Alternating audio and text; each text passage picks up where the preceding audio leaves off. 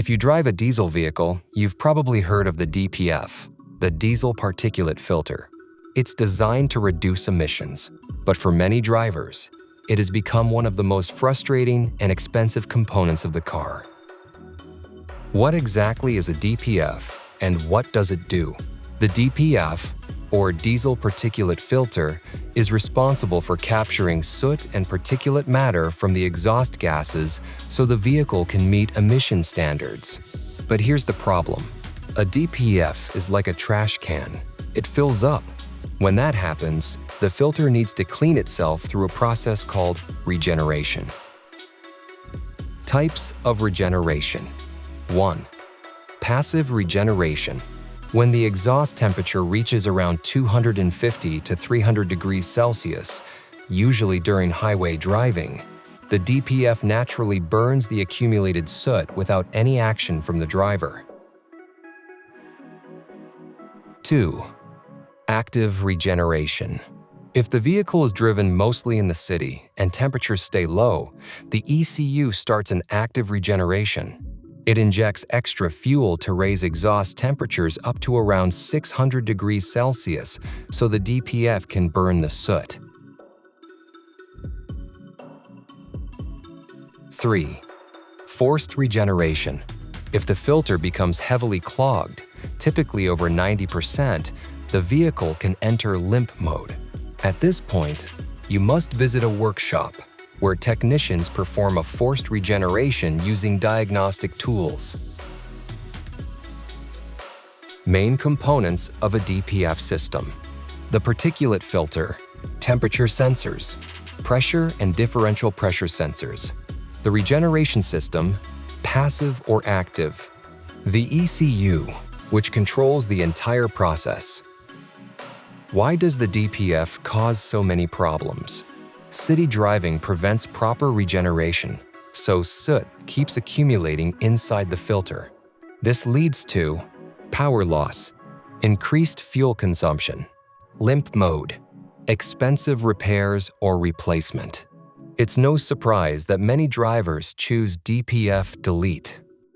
What is DPF Delete? DPF Delete means disabling the DPF system, usually through software modification, and sometimes combined with physical removal. Through ECU programming, all regeneration cycles and DPF-related fault codes are disabled, so the system is completely removed from operation. Step 1. Reading the ECU file. The ECU file is read using professional tools such as KES3, AutoTuner, CMD Flash, KT200, B-Flash, and other industry-standard devices. Step 2. Software modification. This is where software such as Windows, SwiftTech, ECM Titanium, StageX comes into play. DPF strategies are disabled, regeneration routines are removed, and all DPF-related DTCs are cleared. Step 3. Writing the modified file back to the ECU. After the modifications are completed, the corrected file is written back to the ECU. From this moment on, the DPF is fully deactivated. Benefits of DPF Delete: increased power and torque, lower fuel consumption, elimination of limp mode and DPF errors, reduced exhaust back pressure, essential for Stage 2 and Stage 3 tuning. Possible drawbacks: illegal in many countries, may void warranty, must be performed by a professional tuner. Does DPF OFF affect AdBlue or EGR? Not directly, but in many cases, tuners disable AdBlue and EGR at the same time to avoid combined fault codes. Does DPF Delete improve HP and fuel economy? Yes, reducing exhaust back pressure often improves performance and reduces fuel consumption, especially when combined with a custom remap.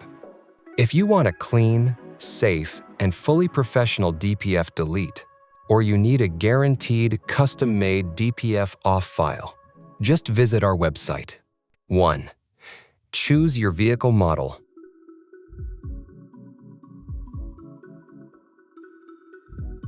Fill the required blanks.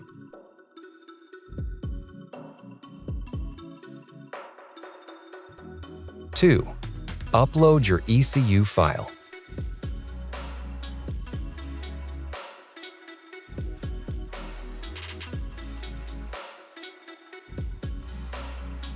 Three, wait a few minutes. 4. Download your optimized DPF Delete file. Fast, professional, guaranteed. The link is in the description and pinned comment. We'll be waiting for you.